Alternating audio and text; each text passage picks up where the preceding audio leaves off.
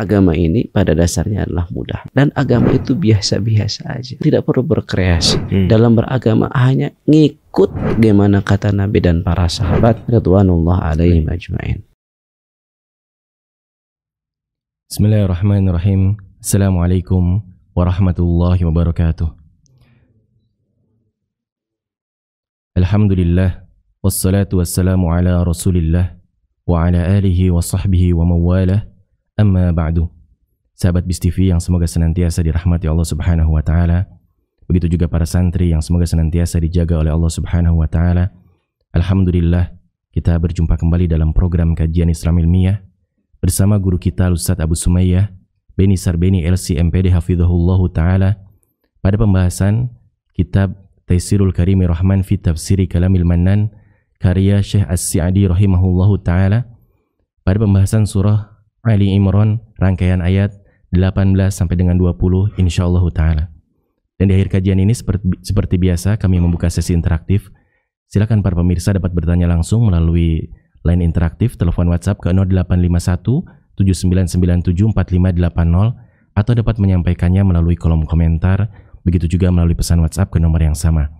Baiklah, sebelum kita mulai kami ingatkan diri kami, begitu juga para pemirsa dan para santri, agar senantiasa ikhlas dalam menuntut ilmu agama. Persiapkan kitab dan alat tulisnya. Baiklah, kepada Ustadz falyatafadhal masykurah. Assalamualaikum warahmatullahi wabarakatuh. Innal hamdalillah nahmaduhu wa nasta'inuhu wa nastaghfiruh wa na'udzu billahi min syururi anfusina wa min sayyiati a'malina. Man yahdihillahu fala mudilla lahu wa man yudlil fala hadiya lahu. Asyhadu an la ilaha illallah wahdahu la syarika lah wa asyhadu anna Muhammadan abduhu wa rasuluh.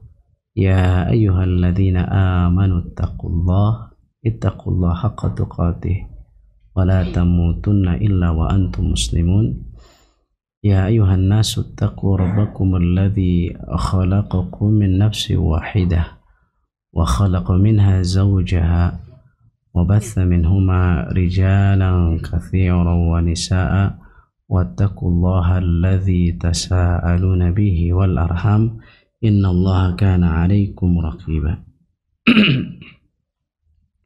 Ya ayyuhalladzina amanu taqullaha wa qulu qawlan sadida yuslih lakum a'malakum wa yaghfir lakum dhunubakum wa may yuti'illah wa rasulahu faqad faza fawzan 'azima. Amma ba'du, fa inna asdaqal hadithi kitabullah wa khairal hadi hadi Muhammadin sallallahu alaihi wasallam wa syarrul umuri muhdatsatuha wa kullu muhdatsatin bid'ah wa kullu bid'atin dhalalah wa kullu dhalalatin finnar.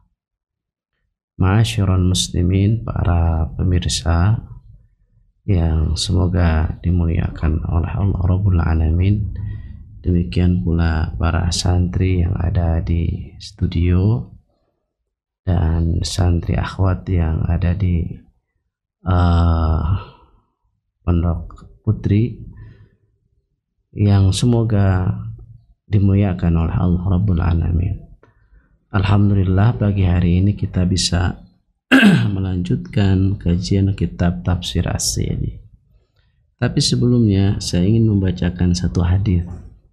Mudah-mudahan ini memotivasi kita, mendorong kita, menyemangati kita untuk selalu belajar. Hadis ini diriwayatkan oleh Al-Imam Muslim di dalam kitab sahihnya dari sahabat Muawiyah radhiyallahu anhu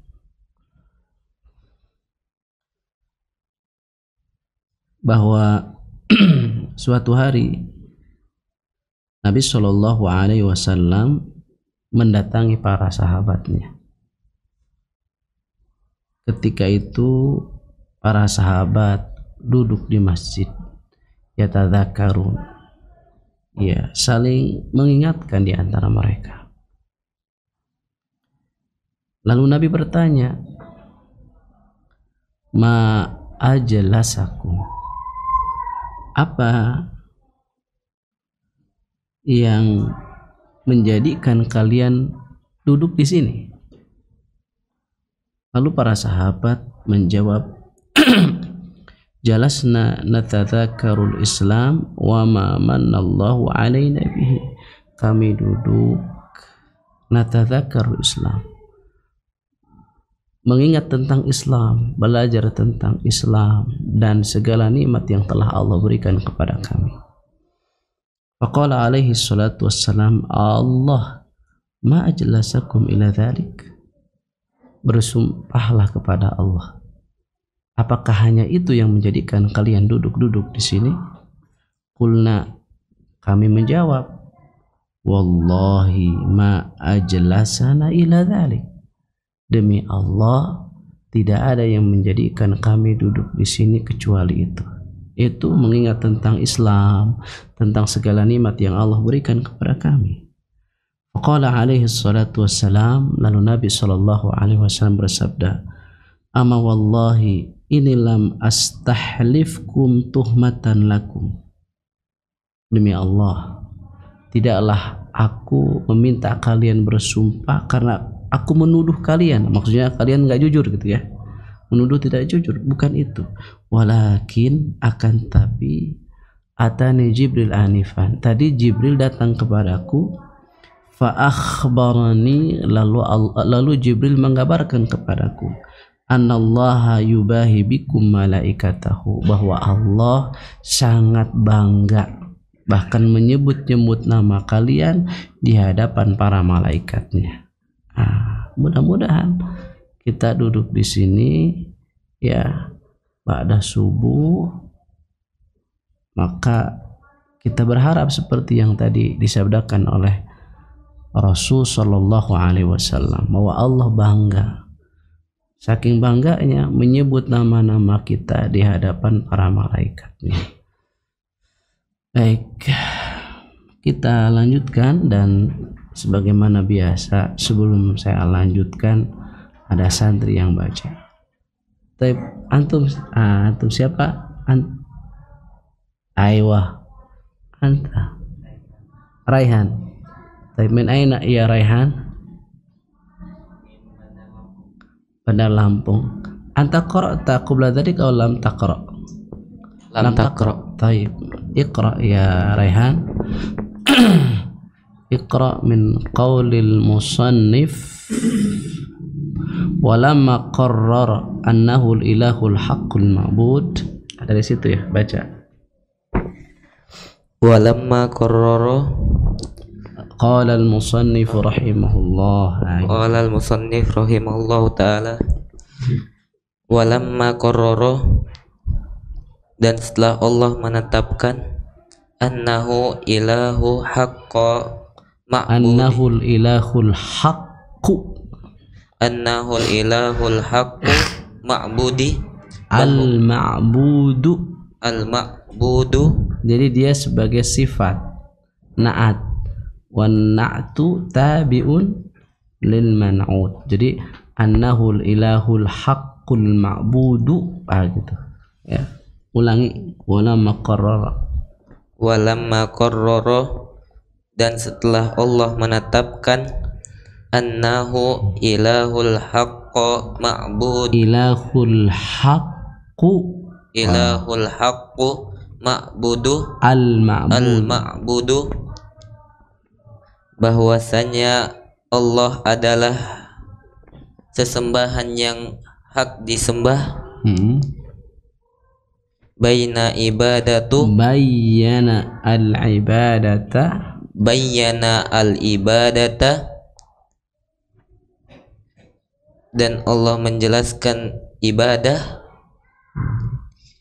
wal dini, wad-dina, wad-dina alladzi yatabayyanu, alladzi yata'ayyanu, dan agama yang mesti an yu'bada bihi, Allah diibadahi,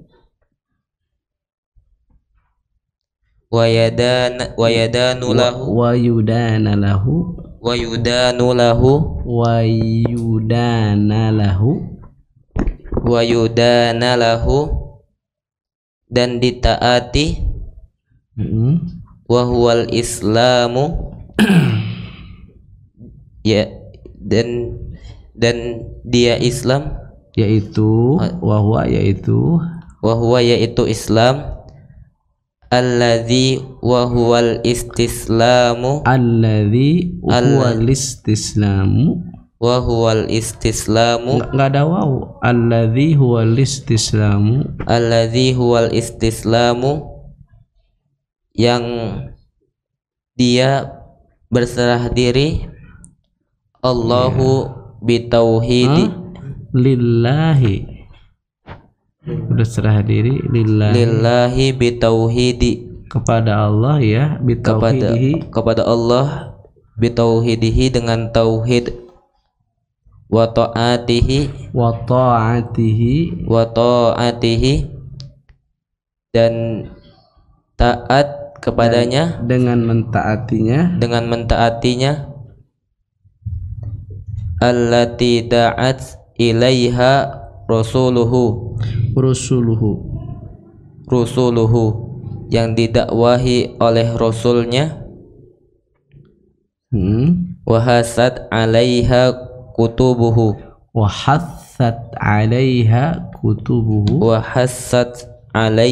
kutubuhu dan yang didorong oleh kitab-kitabnya, wa huwa allazi la yuqbalu min ahadi dini sawahu min ahadin dinu siwahu. Taib. Dia yang tidak diterima satu agama pun kecuali darinya, yaitu Islam. Taib. Khalas anta Mas buka karim Anifan. Raihan. Hal sabaqaka an tadrusul mahad? Naam. Ayul mahad. Hal kunta tadrus fil mahad qabla hadha? Khalas. Dulu pernah mondok di mana itu? Di Lampung. Oh, taib. Labud an tajtahid ya Rehan. Harus sungguh-sungguh Rehan ya. Taib. Jadi kan kemarin sudah dibahas bahwa Islam itu ada dalam arti umum, ada Islam dalam arti apa? Khusus. Kalau dalam arti umum, maka seluruh agama para anbiya adalah Islam. Karena itu Allah berfirman, inna dina 'indallahil Islam. Kalau dalam arti khusus, maka Islam itu adalah agama ya yang dibawa oleh baginda Nabi Shallallahu Alaihi Wasallam beserta syariatnya. Taib.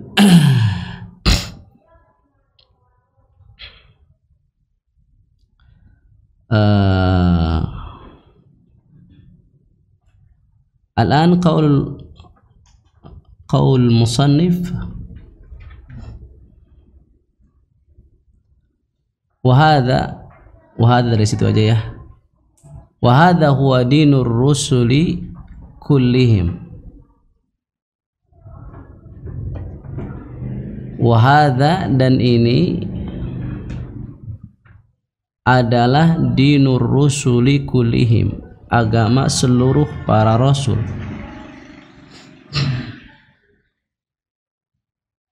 Islam itu agama seluruh para rasul. Islam dalam arti apa? Umum. Wa kullu man taba'ahum, dan setiap orang yang mengikuti mereka, mengikuti para rasul, fahuwa ala tariqihim, maka dia ada di jalannya para rasul. Wa inna makhtalafat ahlul kitab, dan hanyalah ahlul kitab itu berselisih, Ikhtalafat artinya apa? Berselisih. Ba'da ma ja'athum kutubuhum, setelah datang kepada mereka kitab-kitab mereka. Tahuthuhum 'ala al-ijtima', di mana kitab itu mendorong mereka untuk bersatu, 'ala dinillah, di atas agama Allah. Nah, kenapa mereka berselisih? Baghyan bainahum wa zulman wa udwanan min anfusihim. Baghyan bainahum, karena zalim. Al-baghyu itu ya zalim, sikap melampaui batas gitu aja. Al-baghyu itu karena sikap melampaui batas, bainahum, di antara mereka. Wa zulman, dan karena kezaliman. Wa udwanan, dan karena permusuhan. Min anfusihim, yang muncul dari diri mereka sendiri.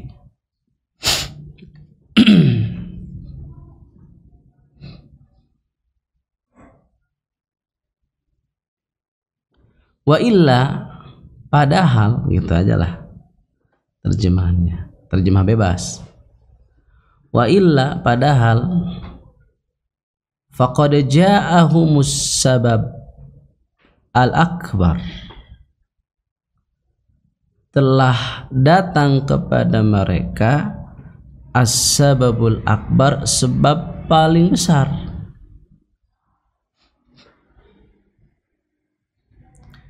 Al-mujibu, yang mestinya atau yang menjadi sebab an yatba'ul haq, mereka mengikuti kebenaran, wa yatrukul ikhtilaf, dan meninggalkan perselisihan. Jadi mereka ahlul kitab berselisih. Ya, ahlul kitab itu di dalamnya siapa? Yahudi dan Nasrani. Mereka berselisih. Bahkan permusuhan antara al-Yahud dan Nasara itu sangat dahsyat. Mereka berselisih, padahal telah datang kepada mereka kitab. Isinya adalah wahyu yang mendorong mereka untuk bersatu di atas agama Allah. Nah, kenapa mereka kok bisa berselisih? Karena sikap mereka yang melampaui batas, karena kezaliman, dan karena permusuhan yang muncul karena kebencian dalam diri mereka. Padahal sebab yang sangat besar ya telah datang kepada mereka. Apa sebab yang paling besar itu? Ilmu, ya, ilmu yang ada dalam Alkitab. Padahal sebab yang paling besar yang mestinya mereka mengikuti al-haq dan meninggalkan perselisihan telah datang kepada mereka. Wa hadza min kufrihim, ini termasuk kekufuran mereka.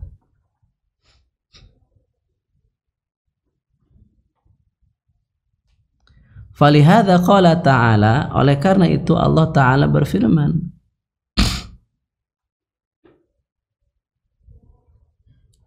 wa makhtalafa alladhina utul kitab, dan tidaklah orang-orang yang diberikan Alkitab, Yahudi dan Nasrani, itu berselisih illa min ba'di ma ja'ahumul ilmu, kecuali setelah datang kepada mereka ilmu. Baghyan bainahum, sebabnya adalah sikap melampaui batas di antara mereka. Wa may yakfur bi ayatillah, dan barang siapa yang dia kufur terhadap ayat-ayat Allah, fa innallaha sari'ul hisab, maka sungguh Allah Ta'ala sangat cepat. Sari itu sangat cepat, al-hisab perhitungannya. Fayujaza kullu amilin bi'amalihi, maka setiap orang yang berbuat akan dibalas sesuai dengan amalnya. wa khususan terkhusus lagi atau terlebih man tarakal haqqa bagi orang yang meninggalkan kebenaran ba'da ma'rifatihi setelah dia mengetahuinya. Ba'da ma'rifatihi setelah dia mengetahuinya. Fahadha, nah yang seperti ini mustahiqqun lil wa'id, berhak mendapatkan ancaman asyadid yang sangat keras, wal iqab dan siksaan al alimi yang sangat pedih.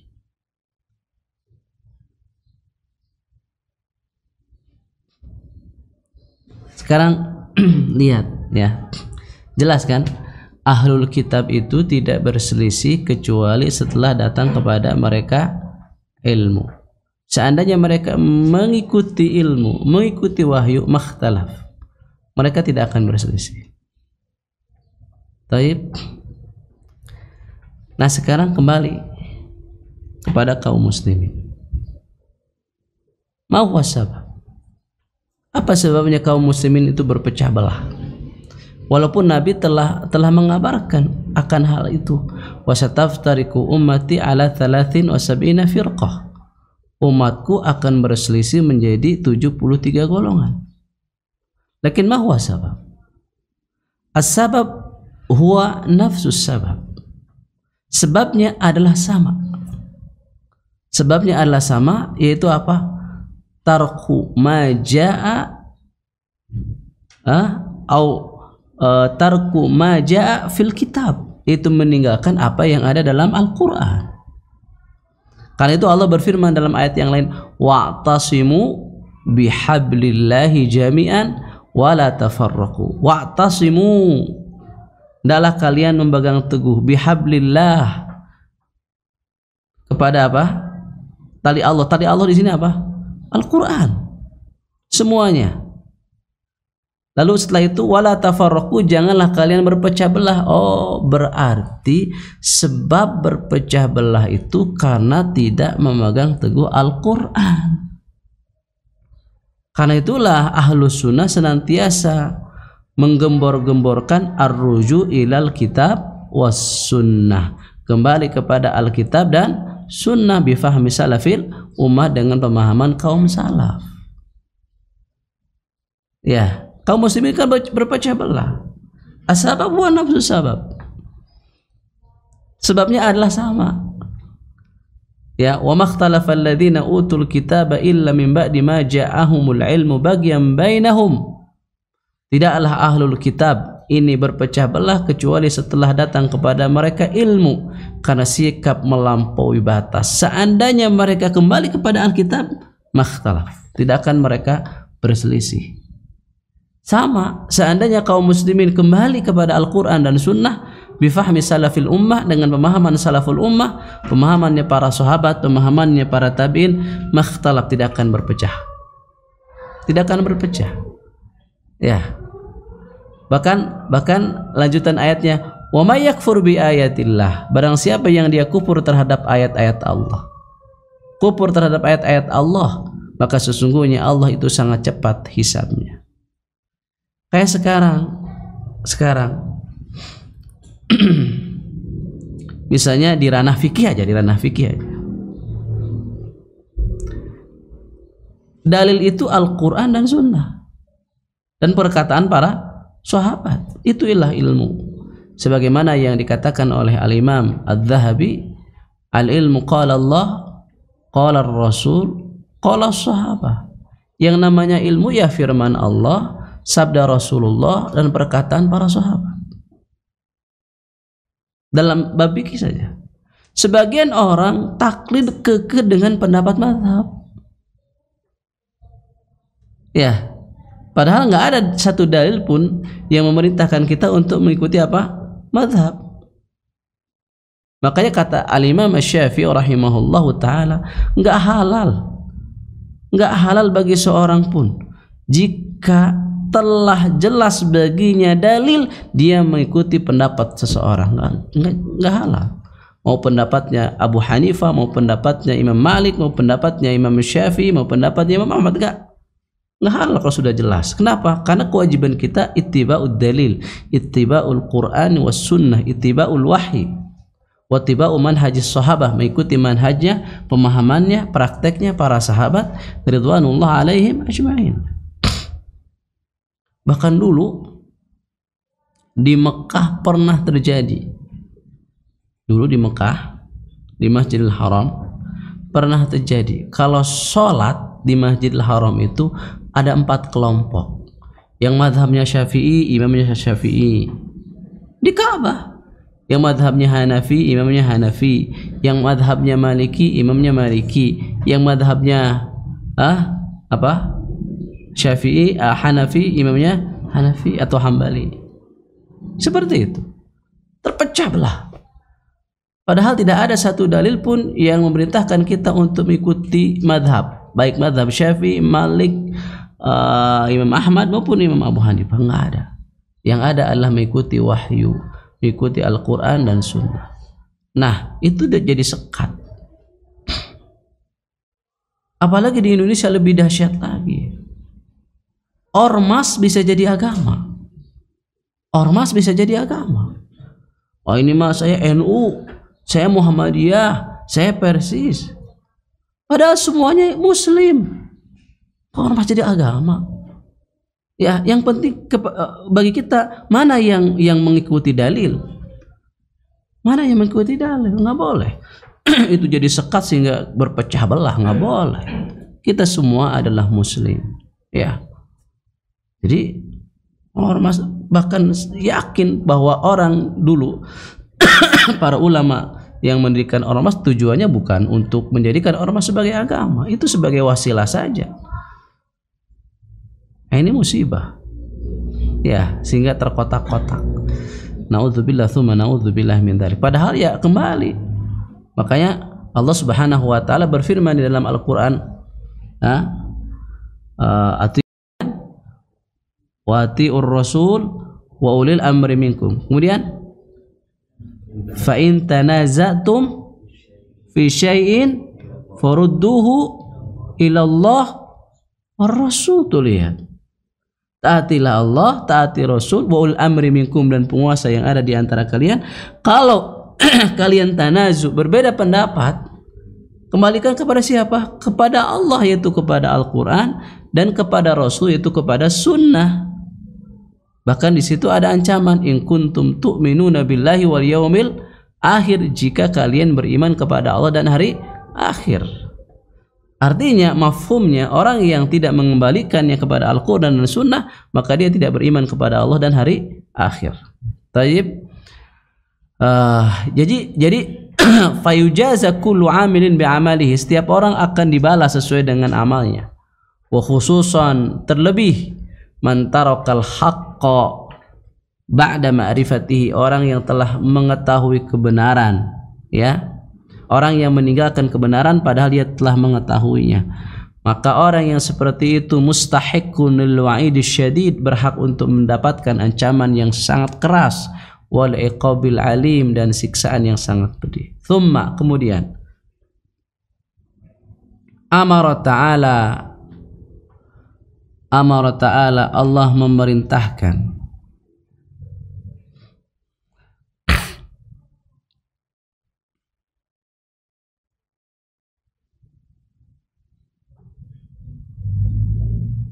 Rasulahu sallallahu alaihi wasallam, memerintahkan Rasulnya sallallahu alaihi wasallam, inda muhajatin nasara wa ghairihim, ketika berhujjah di hadapan kaum Nasrani dan yang lainnya.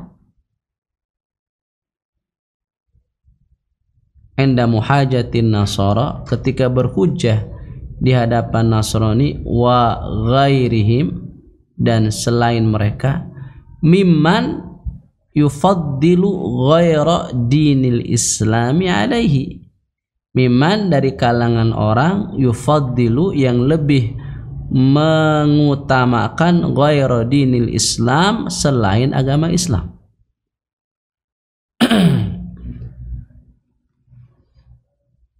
Ya, di sini di ayat yang ke-20 Allah berfirman, fa in hajuk, ketika mereka mendebatmu, itu kaum Nasrani. Fa in hajuk, ketika mereka mendebatmu, faqul, maka katakanlah, aslamtu wajhiya lillahi wa manittaba'an, aku berserah diri. Aslamtu wajh, aku serahkan wajahku lillahi, hanya untuk Allah, wa manittaba'an, demikian pula orang-orang yang mengikutiku. Ya, orang-orang yang mengikutiku. Jadi ketika orang-orang Nasrani itu mendebatmu, ya, Allah memerintahkan agar Rasul berkata kepada mereka, qad aslamtu wajhiya lillahi wa manittaba'an, aku telah serahkan wajahku hanya untuk Allah, maksudnya aku hanya menghadap kepada Allah, fokus kepada Allah, wa manittaba'an, demikian pula setiap orang yang mengikuti aku. Ana wa manittaba'ani, aku dan orang-orang yang mengikutiku, qad aqrarna wa syahidna wa aslamna wujuhana li rabbina wa tarakna ma siwa dinil Islam wa jazamna bi butlanihi.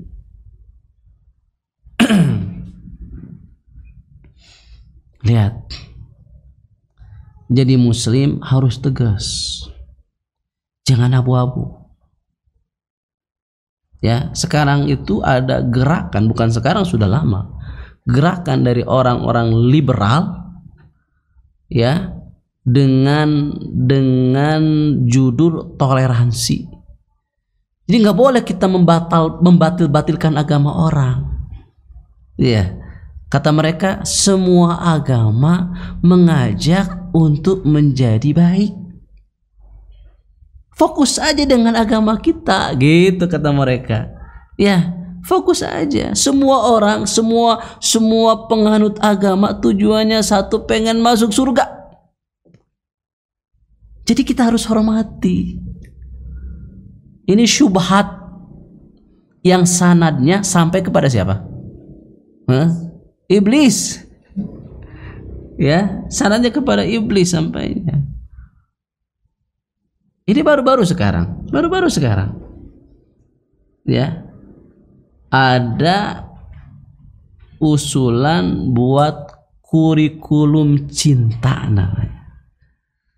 Kayaknya bagus, tapi kebusukan dibungkus dengan seolah-olah cinta.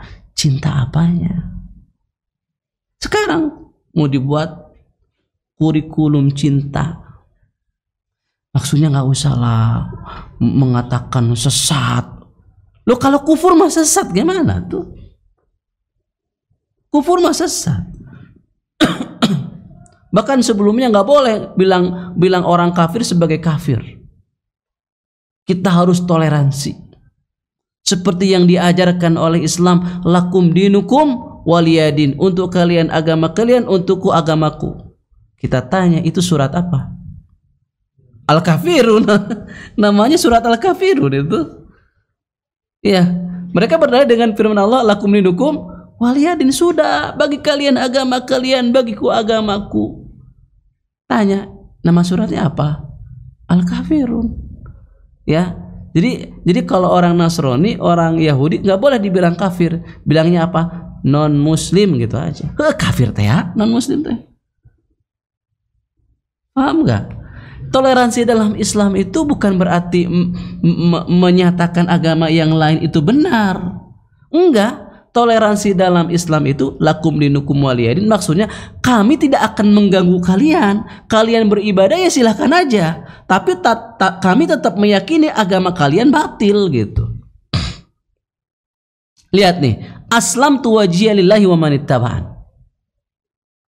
Ai ana wa manittaba'ani, aku dan orang-orang yang mengikutiku, qad aqrarna wa syahidna, telah menetapkan, telah bersaksi, wa aslamna, kami telah berserah diri atau menyerahkan, wujuhana, wajah-wajah kami, li rabbina, kepada Rabb kami, wa tarakna ma siwa dinil Islam, kami tinggalkan selain agama Islam. Lihat, wa jazamna bi butlanihi, dan kami jazam, yakin agama selain Islam adalah batil.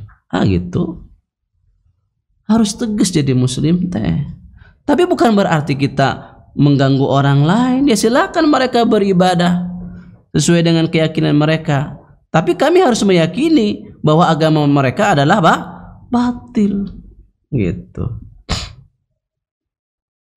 Ketika kita mengatakan inna dina indallahil Islam, lihat makna inna dina indallahil Islam, agama di sisi Allah hanyalah Islam. Konsekuensinya apa? Selain agama Islam batil. Ya, selain agama Islam batil. Sekarang kurikulum cinta nggak boleh bilang-bilang sesat, nggak boleh bilang-bilang kafir, gimana? Ya, makanya kita dapati orang, apalagi anak-anak muda yang bergaya seperti intelek, padahal fi muntahal jahalah. Ya, kami toleransi, berkawan dengan non muslim. Ketika orang non muslim merayakan hari raya, ikut bersama mereka. Ya, lihat, kami orang-orang intelek, kami orang-orang berwawasan, bukan orang-orang kampung, gitu kata mereka. Padahal mereka fi muntahal jahalah, ada di puncak kebodohannya. Ini tugas antum nanti, ya, untuk mendakwahkan. Kita saling bergantian, generasi diganti generasi yang lain. Anda sekarang ngajar antum. Nah, sekarang untuk yang mengajar nanti generasi berikutnya, ya antum. Terus seperti itu, itulah dakwah. Jangan pernah berhenti. Dan ingat, tugas kita hanya menyampaikan, bukan maksa orang. Tugas kita hanya menyampaikan, bukan maksa orang. Kita sampaikan, terima, alhamdulillah. Tidak diterima, ya sudah, kita sudah menjalankan tugas kita yang Allah Subhanahu wa taala perintahkan. Ud'u ila sabili rabbika bil hikmati wal mau'izatil hasanati wajadilhum billati hi ahsan. Tapi tidak boleh kita maksa orang. Udah. Kecuali orang yang ada di bawah kekuasaan kita. Orang tua kepada anaknya, ya boleh itu. Tapi orang lain tidak. Ya, itulah toleransi dalam Islam, bukan berarti menyatakan semua agama benar. Kalau semua agama benar, ya udah kita nggak usah belajar atau ngapain, ngesuai sakahayang. Kan semua agama benar. Taib. Saya kira cukup ya, kita beri kesempatan bagi semuanya, baik kawan-kawan yang ada di rumah ada maupun para santri, barangkali ada yang ingin ditanyakan. Tapi Ustaz, syukran jazakumullahu khairan atas ilmu yang disampaikan, semoga menjadi tambahan ilmu yang bermanfaat bagi kita semua, amin Allahumma amin. Sahabat BIS TV, begitu juga para santri yang semoga senantiasa dirahmati Allah Subhanahu wa taala. Kita masuki sesi soal jawab. Silakan bertanya langsung kepada Ustadz melalui line interaktif ke nomor 085179974580 atau dapat menyampaikannya melalui kolom komentar, begitu juga melalui pesan WhatsApp ke nomor yang sama. Dan para santri silakan bisa mengacungkan tangannya. Kita angkat pertanyaan dari pemirsa dulu.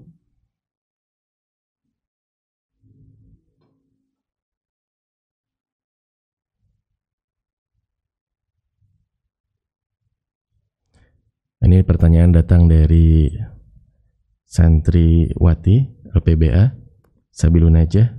Bismillah, assalamualaikum warahmatullahi wabarakatuh ya Ustadz. Assalamualaikum ilaika ya Ustadz, izin bertanya, apa hukumnya saum sepekan sebelum Ramadan, terkhusus saum Senin Kamis bagi orang yang telah terbiasa saum? Jazakallahu khairan. Sepekan sebelum Ramadan? Gak masalah.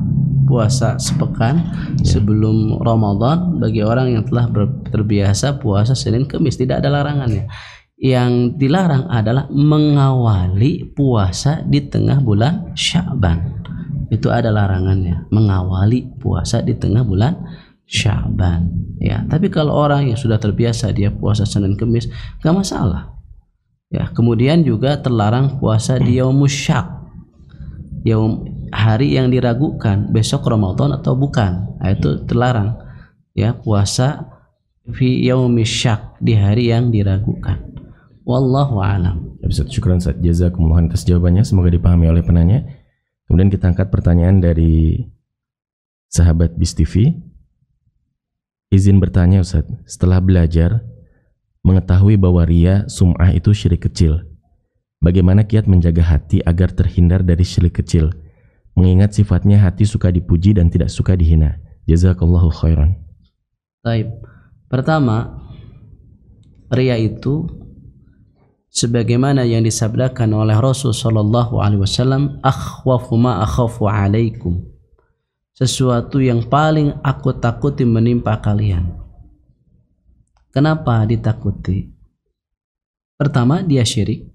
Walaupun syirik kecil, yang namanya syirik lebih besar daripada dosa besar. Yang kedua, karena potensi terjadinya sangat besar. Kalau potensi terjadinya ringan, ya, atau bahkan tidak mungkin terjadi, mungkin Nabi tidak akan merasa takut. Tapi Nabi dengan wahyu dari Allah, ya, Allah yang memberitahunya, Nabi tahu bahwa itu sangat memiliki potensi yang besar terjadi pada umatnya, riya itu. Ya. Kemudian yang pertama, ya belajar agar tahu tipsnya, bagaimana menghindari riya. Terus belajar, terutama dalam mentazkiyatun nafs, mensucikan jiwa. Banyak doa seperti doa yang diajarkan oleh Rasul sallallahu alaihi wasallam, Allahumma ati nafsi taqwaha wa zakkiha anta khairu man zakkaha anta waliyuha wa maulaha. Ya Allah, bersihkanlah jiwaku. Yang ketiga, betul tadi bahwa aslinya kita senang dipuji dan tidak mau dicela. Aslinya kita, ya seperti itu. Manusia seperti itu, senang dipuji, gak mau dicela. Nah, kita harus mujahadah, harus berusaha terus belajar, minta sama Allah, belajar, minta sama Allah, agar berkurang lah minimal, ya, senang dipujinya itu. Dan ini merusak. Ini termasuk dalam firman Allah, inna nafsa la'ammaratun bisu, jiwa senantiasa memerintah, mendorong kepada keburukan, di antaranya kesenangan dipuji. Dan ini merusak kesenangan dipuji itu. Makanya kita mujahadah dengan belajar baca Al-Quran, mengkaji isi kandungan Al-Quran, ya, mengkaji hadis-hadis Nabi Shallallahu Alaihi Wasallam, mempelajari hakikat dunia. Kan pujian itu dunia pujian itu.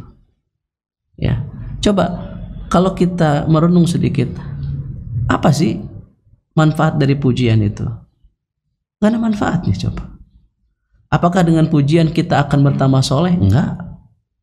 Kemudian apa sih madaratnya dari celaan? Apakah misalnya ketika kita dicela berarti kita akan berkurang kesolehan? Enggak.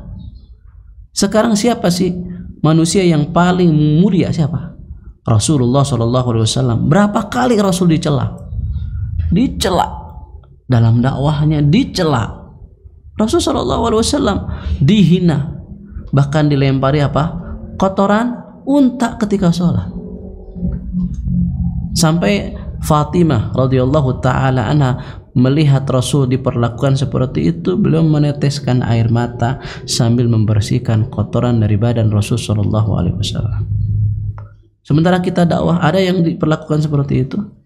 Enggak ada. Saya alhamdulillah dakwah terus aja, dakwah enggak ada. Tapi merasa wah berat dakwah, wah, segala macam gitu, saya dihina.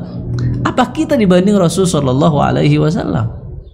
Kita ini orang yang memang pantas untuk dicela. Makanya ada momen, ya, Syekh Abdul Razak hafizahullah taala, Syekh Abdul Razak, ya, beliau dicela. Kemudian beliau mengatakan, ya, seandainya orang yang mencelaku tahu siapa aku sebenarnya, maka sungguh aku lebih pantas dicela lebih daripada itu. Segitu mah celaan dia bagi kita itu sebenarnya pujian. Kenapa? Karena saking kalau dibandingkan dengan hakikat diri kita itu lebih buruk. Ibaratnya gini, nilai kita itu 3 sebenarnya, tapi sama orang dikasih nilai 6. Itu pujian sebenarnya. Dan kita kan seperti itu sebenarnya. Makanya kata para ulama, seandainya hati ini ya bisa dibongkar dan dilihat orang lain, maka tidak ada di antara kita yang mampu berjalan di hadapan orang lain. Saking buruknya hati kita, saking buruknya apa yang kita pikirkan, saking buruknya gambaran hati kita gitu. Jadi emang kita itu pendosa, kita itu orang yang memang layak untuk dicela gitu. Seperti itu. Syekh Abdul Razak, sekelas Syekh Abdul Razak, Masya Allah, alim kafir, orang yang sangat mutawadhi jiddan. Ketika dicela beliau mengatakan, ya intinya kalau kita bahasakan itu sebenarnya pujian. Kenapa? Karena kalau dia tahu sejatinya siapa aku lebih pantas untuk dicela lebih jauh daripada itu semua. Jadi kita teruslah mujahadah, berjuang, berusaha untuk membersihkan hati kita. Ya, dan Allah Subhanahu wa taala menegaskan di dalam Al-Quran, ya, illa man atallaha biqalbin salim, kecuali orang yang memang datang kepada Allah dengan qalbun salim atau hati yang bersih. Itu. Taib, silakan. Ustaz, syukran Ustaz. Jazakumullah atas jawabannya, semoga dipahami oleh penanya. Silakan dari santai sini, silakan. Mic-nya tolong dibantu.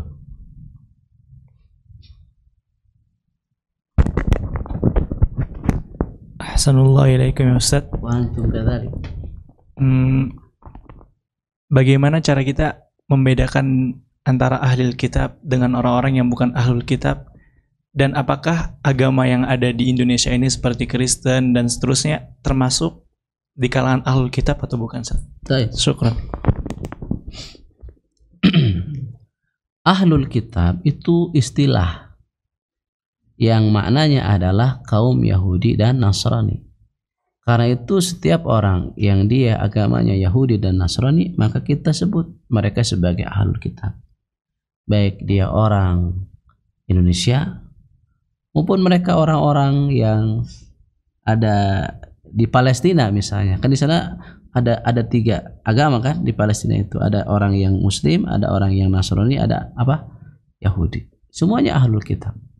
Baik keturunan Bani Israel, baik yang bukan keturunan Bani Israel, semuanya ada ahlul kitab selama mereka memeluk agama Yahudi dan Nasrani. Ya. Wallahu a'lam. Baik. Ustaz, syukran Ustaz, jazakumullah atas jawabannya. Masih ada pertanyaan Ustaz? Waktunya? Boleh, masih boleh.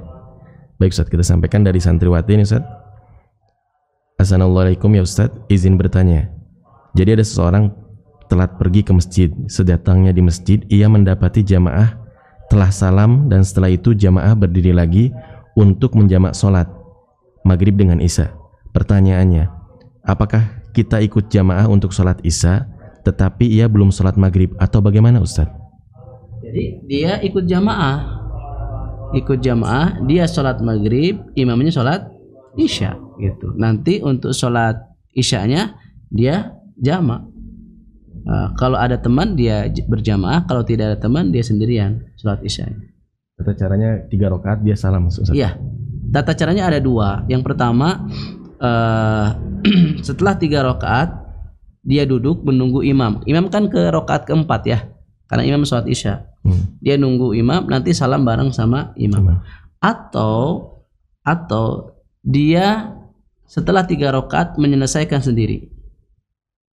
Nah, ketika imam naik rakaat keempat, dia ikut bersama imam. Berarti dia ikut berjamaah dengan imam sholat isyanya.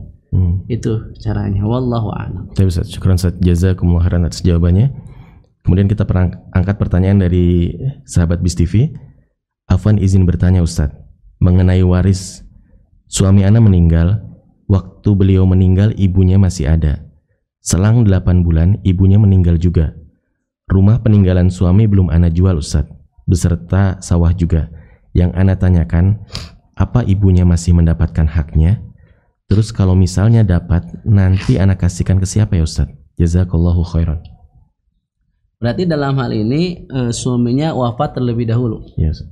Nah, ketika suaminya wafat, meninggalkan harta waris, ada rumah, ada sawah. Ya. Nah, ketika suami wafat, ibu sebagai ahli waris apa bukan? Ahli waris. Ibu sebagai ahli waris, maka ibu mendapatkan hak waris. Ya.